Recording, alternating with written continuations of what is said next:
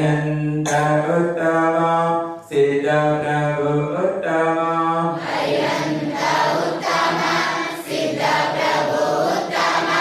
ಸಾಧು ಜೀವನ ಉತ್ತಮ ದಿನಧರ್ಮ ಉತ್ತಮ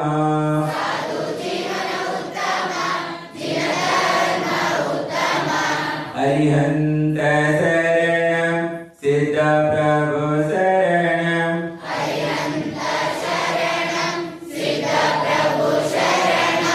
ಸಾಧು ಜೀವನ ಶರಣಂ ದಿನಧರ್ಮ ಶರಣಂ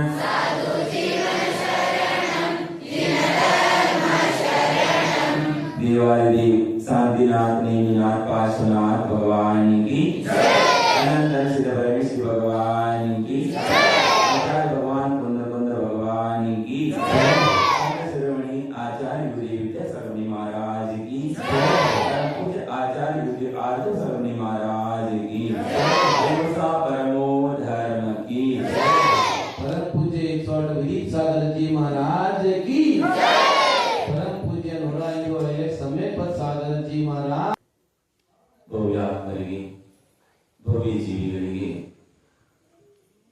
ಬಾಯಿ ಪ್ರಾಪ್ತವಾಗ್ತದೆ. 5 ಇಂದ್ರಿಯದಲ್ಲಿ ಸ್ಪರ್ಶನ ರಸನೇಂದ್ರಿಯ. ಈ ಪ್ರಕಾರವಾಗಿ 5 ಇಂದ್ರಿಯಗಳು ಸಹ ಪ್ರಾಪ್ತವಾಗುವುದು ಬಹಳ ಪುಣ್ಯದಿಂದ ಜೀವಿಗೆ ಪ್ರಾಪ್ತವಾಗುತ್ತದೆ.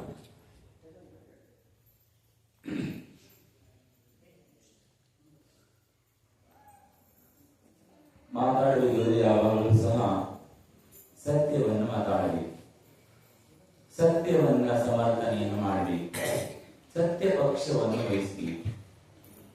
ಯಾರು ಸತ್ಯ ಪಕ್ಷವನ್ನ ವಹಿಸೋಲ್ಲ, ಸತ್ಯವನ್ನ ಮಾತಾಡಲ್ಲ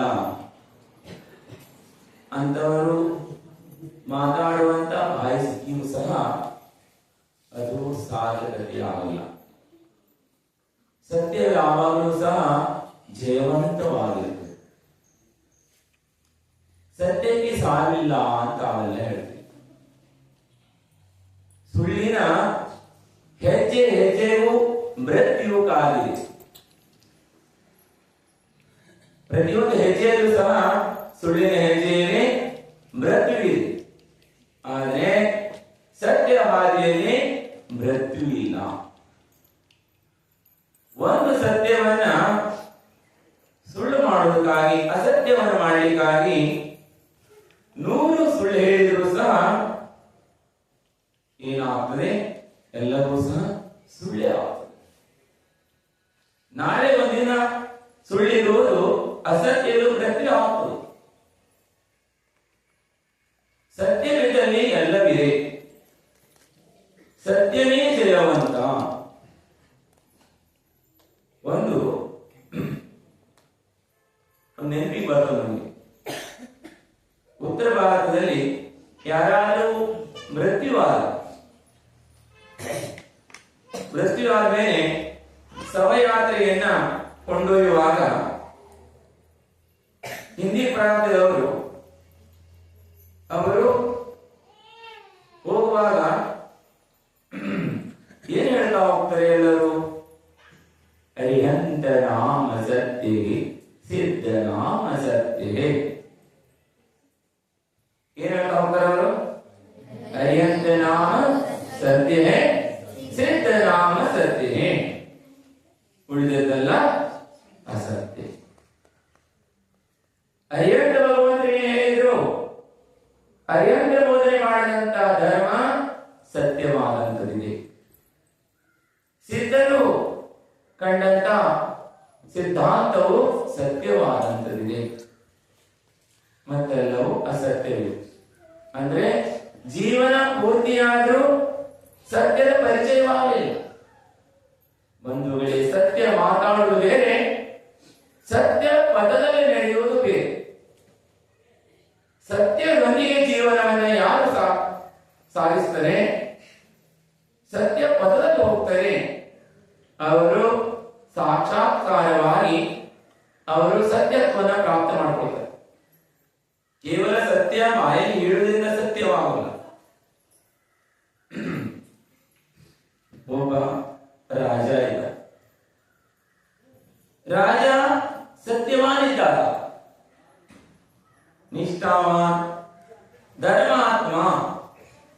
ಧರ್ಮಾತ್ಮ ಅಂತ ಯಾರು ಹೇಳ್ತಾರೆ?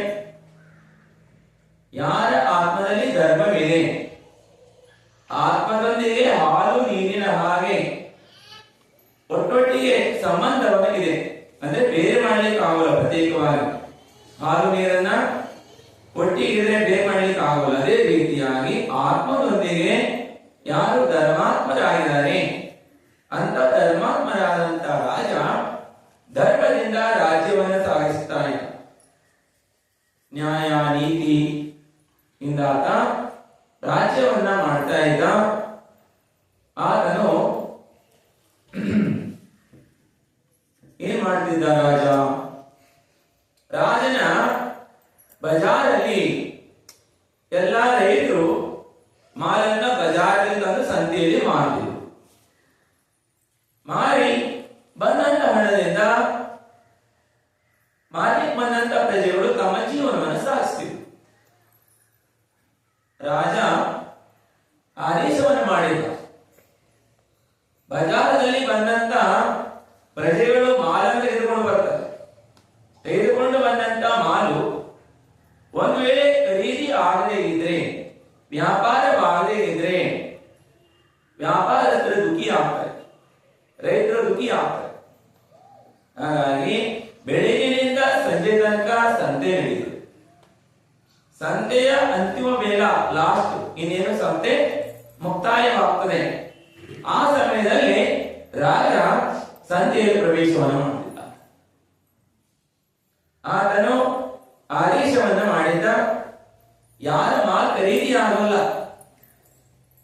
ಖರೀದಿ ಆಗದಿರುವಂತ ಮಾಲನ್ನ ರಾಜಕೋಸದಲ್ಲಿರುವಂತ ಹಣವನ್ನು ಕೊಟ್ಟು ಖರೀದಿಯನ್ನು ಮಾಡ್ತಿದ್ದ. ನಾನು ಅದನ್ನ ಖರೀದಿಯನ್ನು ಮಾಡ್ತೀನಿ ಅಂತೇಳಿ ಪ್ರಜೆಗಳಿಗೆಲ್ಲರೂ ಹೇಳಿದ್ದ. ಅದೇ ರೀತಿ ಆತನು ಕೊಟ್ಟ ಮಾತಿನ ಪ್ರಕಾರವಾಗಿ ಪ್ರತಿ ಸಂತೆಯಲ್ಲೂ ಆತನು ಮಾಲನ್ನ, ಉಳಿದಂತ ಮಾಲನ್ನು ಖರೀದಿ ಮಾಡಿದ್ದ. ಅದು ಯಾವ ರೀತಿ?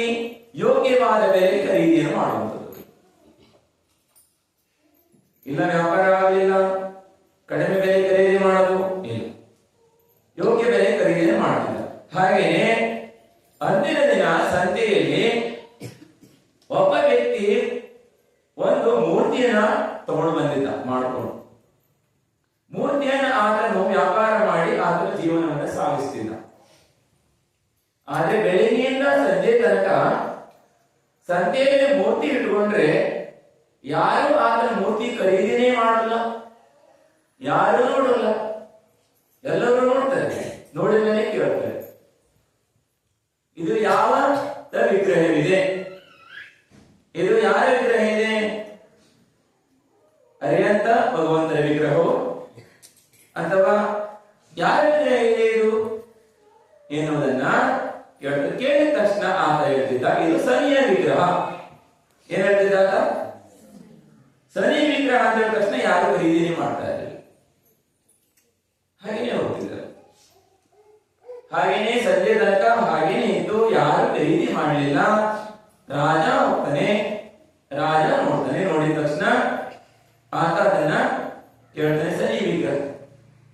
ರಾಜನ ಮಾತಿದೆ, ಕೊಟ್ಟ ಮಾತು ಪ್ರಕಾರ, ಆಡಿದ ಮಾತಿನ ಪ್ರಕಾರವಾಗಿ ವಿಗ್ರಹವನ್ನು ಖರೀದಿ ಮಾಡಲಿ. ರಾಜ ಏನ್ ಮಾಡ್ತಾನೆ? ಯೋಗ್ಯವಾದ ಬೆಲೆಯನ್ನು ಕೊಟ್ಟು ಆ ಶನಿ ವಿಗ್ರಹವನ್ನು ಖರೀದಿ ಮಾಡ್ತಾನೆ. ಖರೀದಿ ಮಾಡಿ ತಂದು ಅದನ್ನ ತನ್ನ ಖಜಾನೆಯಲ್ಲಿ ಇಡ್ತಾನೆ.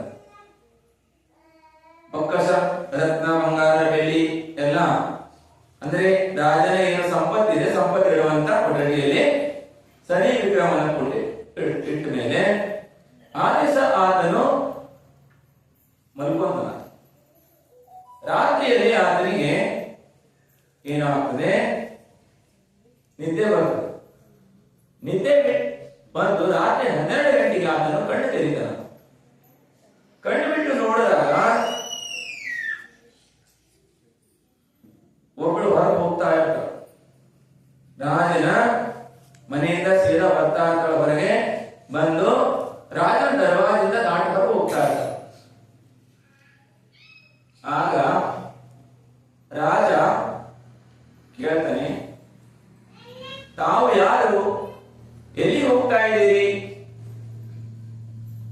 ಆಗ ಅವರು ಹೇಳ್ತಾರೆ, ನಾನು ಲಕ್ಷ್ಮಿ ಇದ್ದೀನಿ. ಮತ್ತೆ ಹೋಗ್ತಾ ಇದ್ದೀರಿ? ನಾವು ಹೊರಗೆ ಹೋಗ್ತಾ ಇದ್ದೀವಿ. ಯಾಕೆ ಹೋಗ್ತಾ ಇದ್ದೀರಿ? ಆಗ ಲಕ್ಷ್ಮಿ ಹೇಳ್ತಾರೆ, ಸನಿ ಇದ್ದಲ್ಲಿ ನಾನಿರೋಲ್ಲ. ಮನೆಗೆ ಸನಿ ತಗೋ ಬಂದಿರಿ. ನೀವು ಏನ್ ಮಾಡಿದ್ರಿ? ನೀವು ಮನೆಗೆ ಸನಿಯನ್ನ ತೆಗೆದುಕೊಂಡು ಬಂದಿದ್ರಿ. ಸನಿ ಇದ್ದಲ್ಲಿ ಲಕ್ಷ್ಮಿ ಇರೋಲ್ಲ. ಹಾಗಾಗಿ ನಾನು ಹೋಗ್ತಾ ಇದ್ದೀನಿ. ರಾಜ ಹಾಗಾದ್ರೆ ಹೋಗ್ರಿ ಅಂತ. ಹಾಗೆ ಸ್ವಲ್ಪ ಹೊತ್ತಾದ ಮೇಲೆ ಇನ್ನೊಬ್ಬರು ಇನ್ನು ಓರ್ವ ಸುಂದರವಾದಂತ ಕನ್ಯೆ ಬರ್ತಾ ಇರ್ತಾಳೆ. ಹಾಗೆಯೇ ಬಂದು ರಾಜನ ದರ್ವಾಜದಿಂದ ಹೊರಗೆ ಹೋಗ್ತಾರೆ. ಆಗ ರಾಜ ಆಕೆಯನ್ನು ತಡೆದು ನಿಲ್ಲಿಸ್ತಾನ. ನೀವು ಯಾರಿದ್ದೀರಿ? ಎಲ್ಲಿ ಹೋಗ್ತಾ ಇದ್ದೀರಿ ನೀವು? ಹಾಗೆ ಯಾರಿದ್ದೀರಿ ಅನ್ನೋದನ್ನ ಅದನ್ನು ಕೇಳ್ತಾನೆ. ಅದಕ್ಕೆ ಆಕೆ ಹೇಳ್ತಾರೆ, ಅಂತ ಹೇಳಿದ್ರೆ ನಾನು ಅಂದ್ರೆ ಯಶಸ್ವಿ ಇದ್ದೀನಿ ನಾನು, ಮತ್ತು ನಾನು ಹೊರಗೆ ಹೋಗ್ತಾ ಇದ್ದೀನಿ ಅಂತ. ಲಕ್ಷ್ಮಿಯಿಂದ ಲಕ್ಷ್ಮಿ ಎಲ್ಲಿರ್ತದೆ ಅಲ್ಲಿ ಯಶ ಪ್ರಾಪ್ತವಾಗ್ತದೆ. ಲಕ್ಷ್ಮಿ ಇಲ್ಲಿದ್ದಲ್ಲಿ ನನಗೆ ಯಾರು ಕೇಳೋದು. ಹಾಗಾಗಿ ಲಕ್ಷ್ಮಿ ಹೋಗ್ತಿದ್ದಾಳೆ, ನಾನು ಹೋಗ್ತಿದ್ದೆ ಅಂತ. ಆಗ ರಾಜ ಹೋಗ್ರಿ ನೀವು ಅಂತ. ಸ್ವಲ್ಪ ಹೊತ್ತಾದ ಮೇಲೆ ಇನ್ನೂರು ಬರ್ತಾರೆ. ಮೂರನೇ ಆಕೆಯನ್ನು ಸಹ ರಾಜ ಕೇಳ್ತಾನೆ, ತಾವು ಯಾರಿದ್ದೀರಿ? ಎಲ್ಲಿ ಹೋಗ್ತಾ ಇದ್ದೀರಿ? ಆಕೆ ಹೇಳ್ತಾರೆ, ನಾನು ಕೀರ್ತಿ ಅಂತ ಹೇಳ್ತಾರೆ. ಕೀರ್ತಿ ಇದ್ದೀನಿ ನಾನು. ಮತ್ತೆಲ್ಲಿ ಹೋಗ್ತಾ ಇದ್ದೀನಿ? ನಾನು ಮನೆಯ ಬಿಟ್ಟು ಹೋಗ್ತಾ ಇದ್ದೀನಿ. ಎಲ್ಲಿ ಲಕ್ಷ್ಮಿ ಇರ್ತಾಳೆ, ಎಲ್ಲಿ ಹೆಸರು ಇರ್ತಾಳೆ, ಕೀರ್ತಿ ಅಲ್ಲಿ ನಾ ಇರ್ತೀನಿ. ಇಲ್ಲಿದ್ರೆ ನನ್ನನ್ನು ಯಾರು ಕೇಳೋದು.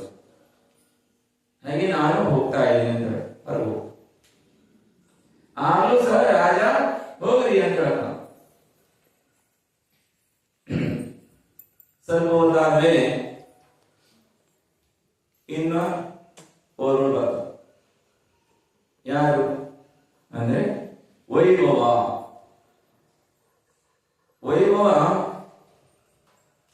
ಹಾಗೆ ಕೇಳ್ತಾರೆ, ತಾವು ಯಾರಿದ್ದೀರಿ?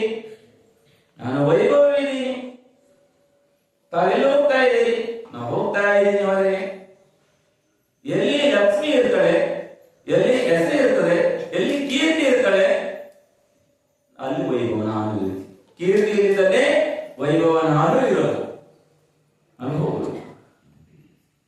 ಆಗ ರಾಜ ಹೋಗ್ರಿ ನೀವು ಅಂತ ಹೇಳ್ತಾನೆ. ಆವಾಗ ಇವರೆಲ್ಲ ಹೋದ್ಮೇಲೆ ಒಬ್ಬ ವೃದ್ಧ ಅಂದ್ರೆ ವೃದ್ಧನಾದಂತವನು ಒಬ್ಬ ಮನುಷ್ಯ ಬರ್ತಾನೆ, ಪುರುಷ. ಆತನು ಸಹ ಬಾಗಿಲ ಹತ್ರ ಬಂದು ನಿಂತ್ಕೊಂಡಿದ್ದ. ರಾಜ ಕೇಳ್ತಾನೆ, ತಾವ್ಯಾರು? ಕೇಳ್ತಾನೆ, ತಾವು ಯಾರಿದ್ದೀರಿ? ಎಲ್ಲಿ ಹೋಗ್ತಾ ಇದ್ದೀರಿ? ಆ ವೃದ್ಧ ವ್ಯಕ್ತಿ ಹೇಳ್ತಾನೆ, ನಾನು ಸತ್ಯವಿದ್ದೀನಿ ಅಂತ ಹೇಳ್ತಾನೆ. ಯಾರೇನು ಸತ್ಯವಿದ್ದೀನಿ ಅಂದ್ರೆ ಒಬ್ಬ ಸಂತ ಹೊರಗೆ ಹೋಗ್ತಾ ಇರ್ತಾನೆ. ಸತ್ಯ ಯಾರ ಹತ್ರ ಇರ್ತದೆ? ಸಾಧುಗಳಲ್ಲಿ, ಸಂತರಲ್ಲಿ. ಯಾರಲ್ಲಿ ಸತ್ಯವಿದೆ, ಯಾರಲ್ಲಿ ಧರ್ಮವಿದೆ ಅಂತವರು ಏನಿದ್ದಾರೆ? ಸಜ್ಜನರಿದ್ದಾರೆ, ಸತ್ಪುರುಷರಿದ್ದಾರೆ. ಆತನ ಹೇಳ್ತಾರೆ, ನಾನು ಹೊರಗೆ ಹೋಗ್ತಾ ಇದ್ದೀನಿ.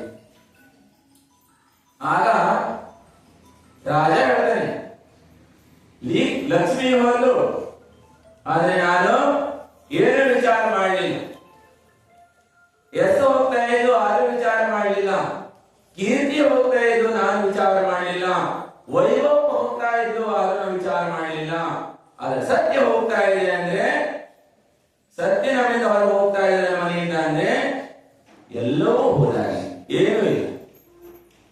ಧರ್ಮವೇ ಹುಟ್ಟು ಹೋದಾಗ ಎಲ್ಲಿ ಸತ್ಯ ಧರ್ಮವಿರುತ್ತದೆ ಅಲ್ಲಿ ಎಲ್ಲ ಇದೆ.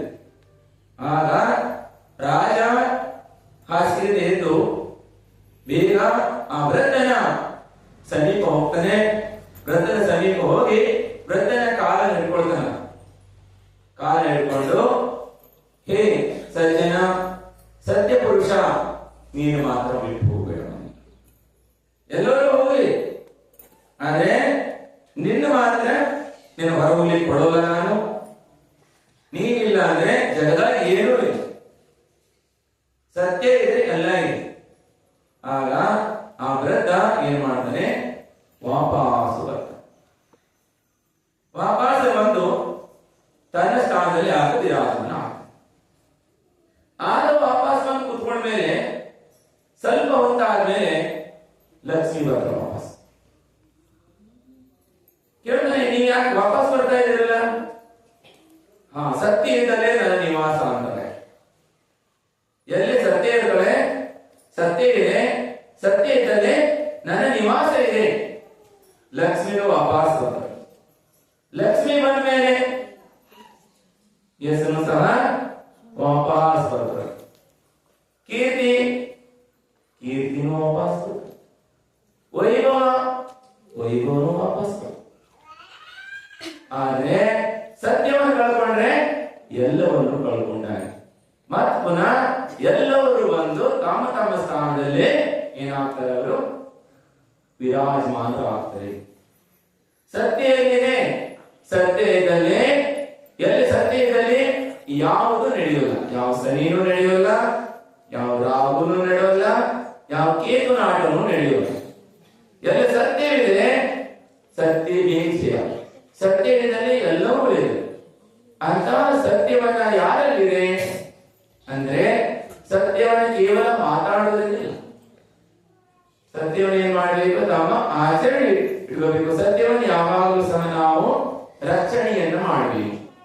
ಸತ್ಯ ರಕ್ಷಣೆಯನ್ನು ಮಾಡಿದ್ರೆ, ನಿಮ್ಮಲ್ಲಿ ಏನಂತಾರೆ, ಧರ್ಮವನ್ನ ರಕ್ಷಣೆಯನ್ನು ಮಾಡಿದ್ರೆ ಧರ್ಮ ನಮ್ಮ ರಕ್ಷಣೆಯನ್ನ ಮಾಡುತ್ತದೆ, ಹೌದಲ್ಲ? ಆದ್ರೆ ನಾವು ಧರ್ಮ ರಕ್ಷಣೆಯನ್ನ ಮಾಡೋಲ್ಲ, ನಮ್ಮ ರಕ್ಷಣೆಯನ್ನ ಮಾಡಬೇಕು. ಧರ್ಮ ಎಲ್ಲಿದೆ, ಧರ್ಮ ಎಲ್ಲಿದೆ ಹೇಳಿ? ಧರ್ಮ ಧರ್ಮಾತ್ಮರಲ್ಲಿದೆ, ಧರ್ಮ ಆತ್ಮದಲ್ಲಿದೆ. ಧರ್ಮದ ಉದಯ ಎಲ್ಲಾಗ್ತದೆ, ಆತ್ಮದಲ್ಲಿ ಆಗ್ತದೆ. ಧರ್ಮ ಇದ್ದಲ್ಲಿ ಸತ್ಯವಿದೆ.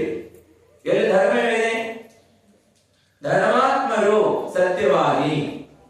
ಧರ್ಮಾತ್ಮರೆಂದು ಸಹ ಅವರು ಅಸತ್ಯವಾದಿಗಳಲ್ಲ. ಸತ್ಯ ಪಥದಲ್ಲಿ ನಡೆಯುವಂತವರು, ಸತ್ಯವನ್ನೇ ಹೇಳುವಂತವರು, ಸತ್ಯಕ್ಕಾಗಿ ತಮ್ಮ ಸರ್ವಸ್ವವನ್ನೇ ಕಳ್ಕೊಳ್ತಾರೆ, ಸತ್ಯಕ್ಕಾಗಿ ಪ್ರಾಣವನ್ನು ಬಿಡಲಿಕ್ಕೂ ಸಹ ತಯಾರಾಗ್ತಾರೆ, ಎಲ್ಲವನ್ನೇ ಕಳ್ಕೊಳ್ಳಿಕ್ಕೂ ತಯಾರಾಗ್ತಾರೆ. ಆದ್ರೆ ಸತ್ಯವನ್ನು ಮಾತ್ರ ಬಿಡೋಲ್ಲ. ಸತ್ಯ ಎಲ್ಲಿದೆ ಅಲ್ಲಿ ಜಯವಾಗ್ತದೆ. ಅಂತ ಒಂದು ಸತ್ಯದ ಪರಿಚಯವನ್ನ ಮಾಡಿಕೊಳ್ಳಿಕ್ಕಾಗಿ, ಸತ್ಯ ಯಾವುದು, ವಸ್ತು ಸ್ವರೂಪ ಏನಿದೆ, ಆ ವಸ್ತು ಸ್ವರೂಪದ ಜ್ಞಾನವನ್ನ ಮಾಡಿಕೊಳ್ಳುವುದಕ್ಕಾಗಿ ತಾವೆಲ್ಲರೂ ಸಹ ಈ ಸಾವಕ ಸಂಸ್ಕಾರ ಶಿಬಿರದಲ್ಲಿ ಬಂದಿದೆ. ಸತ್ಯದ ಪರಿಚಯವನ್ನ ಮಾಡಿಕೊಳ್ಳುವಂಥದ್ದು ಮತ್ತು ಸತ್ಯ ಪದದಲ್ಲಿ ಸಾಗುವಂಥದ್ದು.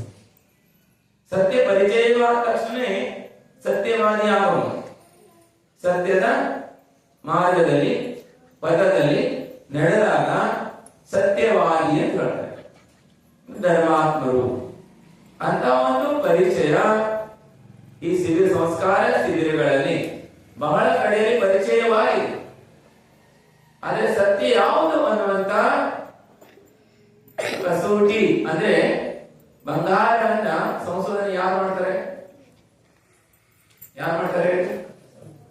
ಹೊಣೆಗಾರರು. ಅಂದ್ರೆ ಯಾರು ಬಂಗಾರವನ್ನ ಶೋಧನೆ ಮಾಡತಕ್ಕಂತ ಜ್ಞಾನ ಯಾರಿಗಿದೆ ಎಷ್ಟಕ್ಕೆ ಬಂಗಾರ ಇದೆ ಎನ್ನುವಂಥದನ್ನ ಪರಿಚಯ ಅಂದ್ರೆ ಯಾರಿಗೆ ಅಂತ ತತ್ಸಂಬಂಧಿ ಜ್ಞಾನ ಇರ್ತದೆ ಅಂತವರೇ ಅದನ್ನ ತಿಳಿದುಕೊಳ್ಳುವರು, ಮತ್ತೆ ಬೇರೆಯವರಿಗೆ ತಿಳಿಯೋದಕ್ಕೆ ಆಗೋಲ್ಲ.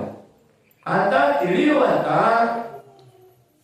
ಒಂದು ಜ್ಞಾನವನ್ನ ಪ್ರಾಪ್ತ ಮಾಡಿಕೊಳ್ಳಿಕ್ಕಾಗಿ ಬಂಗಾರ ಪರೀಕ್ಷೆಯನ್ನ ಮಾಡಲಿಕ್ಕಾಗಿ, ಹೌದಲ್ಲ? ಅಲ್ಲ, ಹಾಗೆ ಲೌಕಿಕವಾದ ಬಂಗಾರವಲ್ಲ, ಆಧ್ಯಾತ್ಮಿಕವಾದ ಅಂದ್ರೆ ನಮ್ಮಲ್ಲಿರ್ತಕ್ಕಂಥ ರತ್ನದ ಪರೀಕ್ಷೆಯನ್ನ ಮಾಡಿಕೊಳ್ಳಿಕ್ಕಾಗಿ. ರತ್ನದ ಅಂಗಡಿ ಬಹಳ ವಿರಳ. ಕ್ಲಾಸಲ್ಲಿ ಮಹಾರಾಜ ಕೇಳುವಂಗೆ ಹೇಳ್ರಿ ಅಂತ ನಿಮ್ಮ ಕಲಿಸ್ತಕ್ಕಂಥ ಶಿಕ್ಷಕರು ಹೇಳ್ತಾ ಇದ್ದಾರೆ. ಅಂದ್ರೆ ಜ್ಞಾನ ಕೊಡುವಂತರು ಹೇಳಿ ಮಹಾರಾಜ ಕೇಳುವಾಗೆ ಹೇಳಿರಿ. ನಮ್ಗೆ ಕೇಳ ಬರ್ತಾ ಇದ್ದೀನಿ ಹೇಳ. ಮೊದಲೊಂದ್ಸಲ ದಿಂಬಿ ಅಂದ್ರೆ ನಿಧಾನವಾಗಿ ಹೇಳಿ, ಇನ್ನೊಂದ್ ಸ್ವಲ್ಪ 10% ಜಾಸ್ತಿಯಾಗಿ ಹೇಳಿದೆ ಅವಾಗ. ಆಮೇಲೆ ಇನ್ನೊಂದ್ ಸ್ವಲ್ಪ ಲಾಸ್ಟಿಗೆ ಕೋಗಿಲೆಯ ಕಂಠದಲ್ಲಿ ಮಹಾರಾಜನಿಗೆ ಮುಟ್ಟುವಾಗಿ ಹೇಳ್ರಿ ಅಂತ ಹೇಳಿದ್ರು. ಹೌದಲ್ಲ? ಅವಾಗ ಎಲ್ಲರೂ ಸಹ ನೀವು ಜೋರಾಗಿ ಹೇಳಿದ್ರಿ. ನಾವು ಕೇಳಿ ಬರ್ತಾ ಇತ್ತು, ನಿಮ್ಮೆಲ್ಲರ ಗೋವು ಆವಾಜ ಕೇಳ್ತಾ ಇತ್ತು. ಅಂದ್ರೆ ರತ್ನದ ಅಂಗಡಿ, ಅವ್ರ ಬಂಗಾರ ಹೇಳಿದ್ರಲ್ಲ, ಬಂಗಾರಕ್ಕಿಂತಲೂ ಶ್ರೇಷ್ಠ ಅಂದ್ರೆ ರತ್ನದ ಅಂಗಡಿ. ನಿಮ್ ಶಿವಮೊಗ್ಗ ಜಿಲ್ಲೆದಾಗ ಐತೋ ಇಲ್ಲೋ ರತ್ನದ ಅಂಗಡಿ? ರತ್ನದ ಅಂಗಡಿ ಬಹಳ ಬೇರಲ್ಲ. ಬೆಂಗಳೂರು ಒಂದೆರಡು ಇರ್ಬೋದು, ಇಲ್ಲಾಂದ್ರೆ ಜೈಪುರ, ಹಾಗೆ ದೊಡ್ಡ ದೊಡ್ಡ ಸಿಟಿಲಿ ಇರ್ತದೆ ರತ್ನದ ಅಂಗಡಿ. ರತ್ನ ಪರಿಚಯ ಆಗಲ್ಲ, ಮಾಡ್ಸಂಗಿಲ್ಲ. ರತ್ನ ಅಂಗಡಿಯನ್ನ ಪರಿಚಯ ಮಾಡ್ಬೇಕಾದ್ರೆ ಮೊದಲ ರತ್ನ ಖರೀದಿ ಮಾಡೋರು ನೋಡ್ಬೇಕು, ವ್ಯಕ್ತಿ ಖರೀದಿ ಮಾಡೋನು ಇಲ್ಲೋ ಅಂತೇಳಿ. ರತ್ನ ಅಂಗಡಿ ಹೋದ ತಕ್ಷಣ ಬಂದಂತ ವ್ಯಕ್ತಿಯನ್ನ ಹೊರಗಡೆ ಒಂದು ಇದರಲ್ಲಿ ಕೂರಿಸ್ತಾರೆ. ಆಮೇಲೆ ಅಲ್ಲಿರುವಂತ ವ್ಯವಸ್ಥಾಪಕರು ಸ್ವಲ್ಪ ಹೊತ್ತಾದ್ಮೇಲೆ ಒಳಗೆ ರೂಮ್ ತಗೊಂಡು ಕೂರಿಸ್ತಾರೆ. ಇನ್ನು ಸ್ವಲ್ಪ ತಡೀರಿ, ಇನ್ನು ಒಳಗಡೆ ಎಲ್ಲ ಚರ್ಚೆ ಮಾಡ್ತಿದ್ರೆ ಜನ ಇದ್ದಾರೆ, ಯಾರು ಇಲ್ಲ. ನೋಡ್ತಾರ ಮನುಷ್ಯ ಖರೀದಿ ಮಾಡ್ಲಿಕ್ಕೆ ಬಂದಿದನೋ ಅದರಲ್ಲಿ ಪೇಷನ್ಸ್ ಇದೆಯೋ ಅನ್ನೋದನ್ನ. ಇನ್ನು ಸ್ವಲ್ಪ ಹೊತ್ತಾದ್ಮೇಲೆ ಒಳಗಡೆಗೆ ಕರ್ಕೊಂಡು ಹೋಗ್ತಾರೆ. ಕರ್ಕೊಂಡು ಹೋದ್ಮೇಲೆ ಅಲ್ಲಿ ರತ್ನ ಖಾಲಿ ಟೇಬಲ್ ಇರ್ತದೆ, ಅಲ್ಲಿ ಮಾಲೀಕರು ಕುತ್ಕೊಂಡಿರ್ತಾರೆ. ಮತ್ತೆಲ್ಲ ಅದನ್ನು ನೋಡ್ಕೊಂಡು ಎಲ್ಲ ಆದ್ಮೇಲೆ ರತ್ನ ಖರೀದಿ ಮಾಡೋದ್ರಿಂದ ಒಂದು ಸಂಪಲ್ ತೋರಿಸ್ಬೇಕು. ಸಂಪಲ್ ತೋರಿಸೋದಕ್ಕಾಗಿ ಏನ್ ಮಾಡ್ತಾರೆ ಅವರು, ಹಾಗೇನೆ ಒಂದು ಪೆಟ್ಟಿಗೆ ಬಾಗಿಲು ತೆಗಿತಾರೆ. ಅಲ್ಮಾರಿ ಪೆಟ್ಟಿಗೆ ಬಾಗಿಲು ತಂದ್ರೆ ಅದರೊಳಗೆ ಇನ್ನೊಂದು ಪೆಟ್ಟಿಗೆ, ಪೆಟ್ಟಿಗೆ ಒಳಗೆ ಇನ್ನೊಂದು ಪೆಟ್ಟಿಗೆ, ಪೆಟ್ಟಿಗೆ ಒಳಗೆ ಇನ್ನೊಂದು ಪೆಟ್ಟಿಗೆ, ಹೀಗೆ ಚಾವಿ ಮೇಲೆ ಚಾವಿ ಹಾಕಿಟ್ಟಿರ್ತಾರೆ. ಆಮೇಲೆ ಒಳಗೊಂದು ಪೆಟ್ಟಿಗೆ ಇರ್ತದೆ. ಪೆಟ್ಟಿಗೆ ತೆಗೆದ್ರು, ಪೆಟ್ಟಿಗೆ ಒಳಗೊಂದು ಡಬ್ಬದೊಳಗ ಏನ್ ಹೇಳ್ರಿ, ಇನ್ನೊಂದು ಸಣ್ಣದ ಗಂಟು, ಅದ್ರ ಕೆಳಗೆ ಒಂದು ಪೇಪರ್ ಸುತ್ತ ಒಳಗೆ ಇಟ್ಟಾರ. ಹಿಂಗ್ರಿ ರತ್ನ ಹಂಗೆಲ್ಲ ನೀವು ಹಾದಿ ಬೀದಿ ಸಿಗ್ತೈತಿ ರತ್ನ, ಹಂಗ ಸಿಗಂಗಿಲ್ಲ.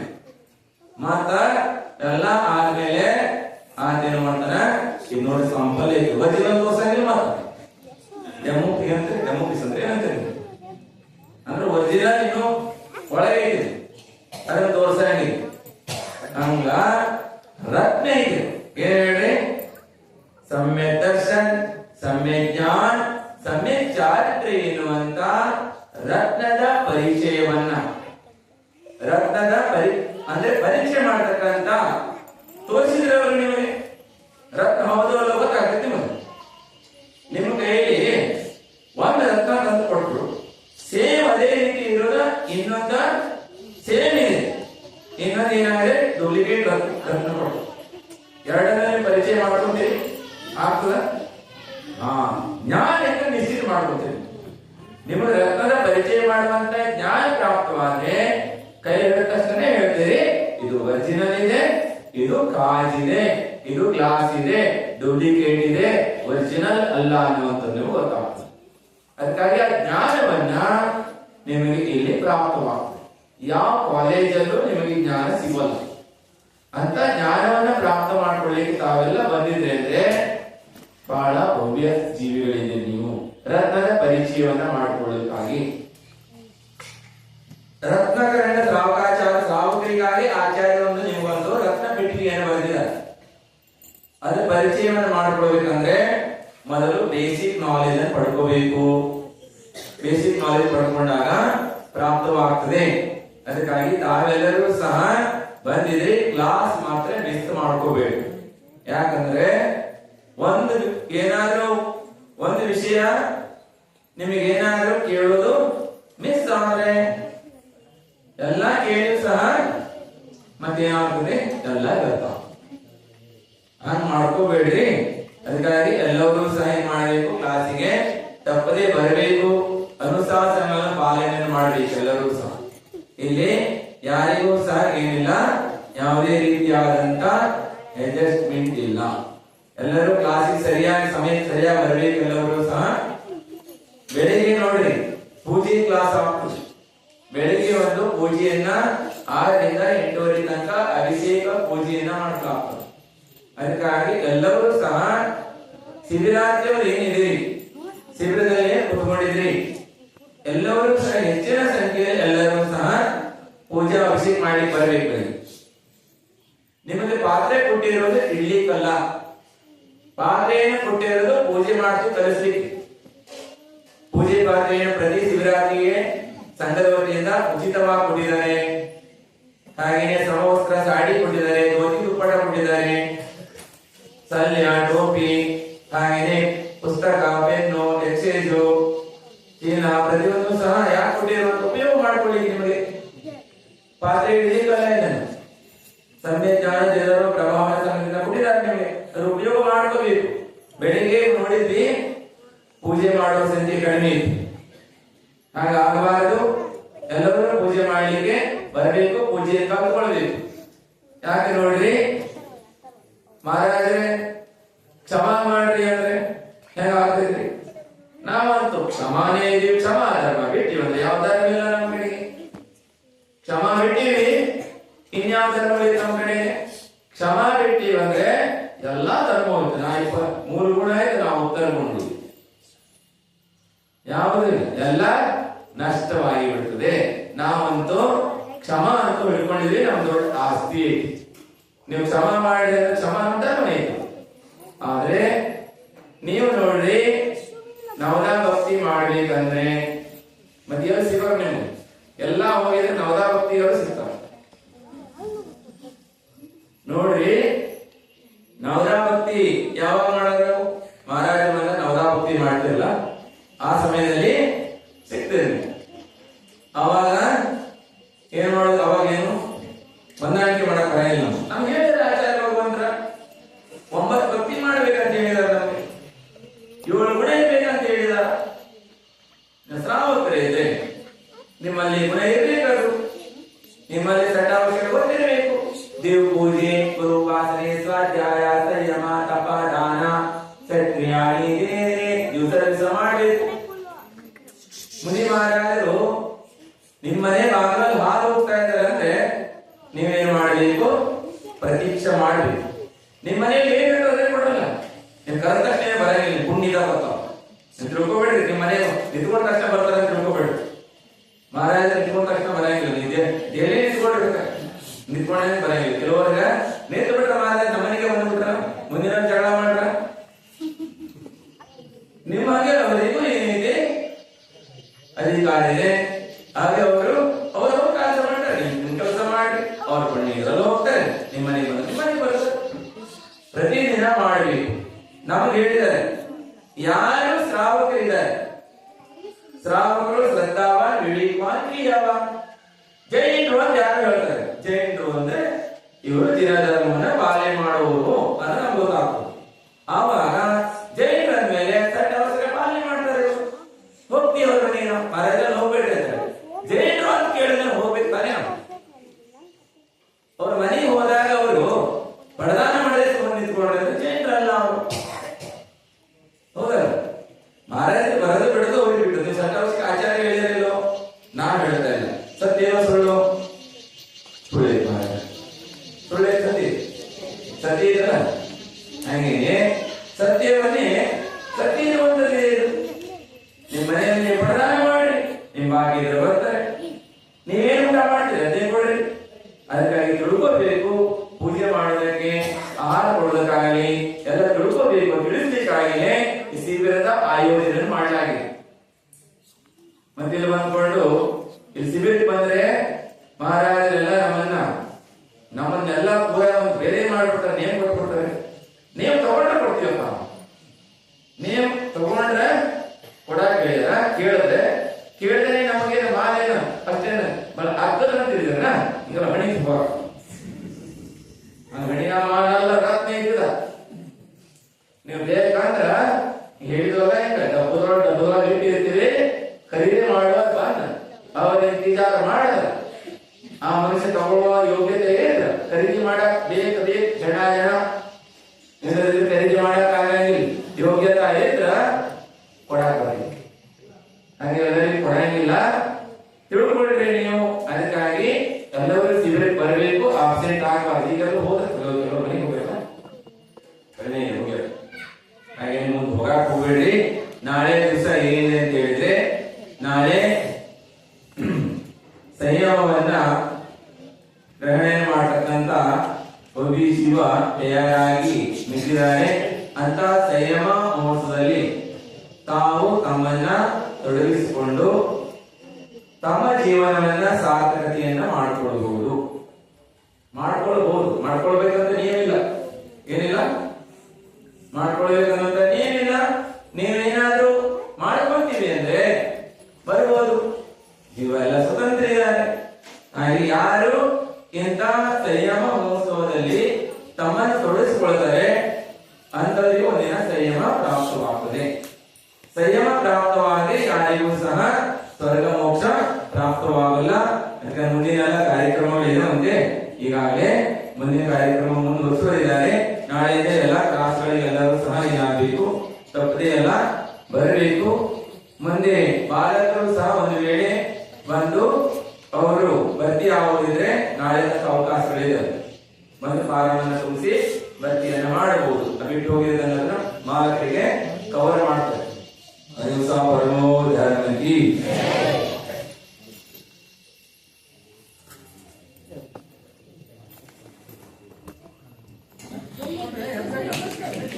Gracias.